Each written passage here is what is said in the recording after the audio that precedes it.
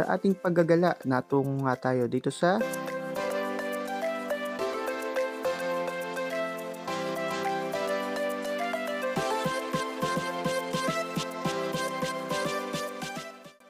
pinasok ng Pilipinas ang Aristocrat Restaurant upang subukan ang diniguan at puto, ang paborito ng mga Pinoy.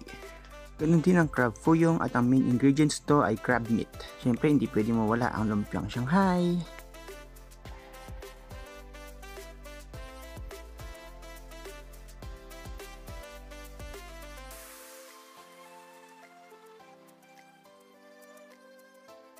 In-order din po pala natin ang boneless chicken barbecue.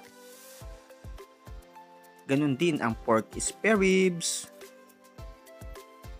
Siyempre ang 3 pieces chicken barbecue.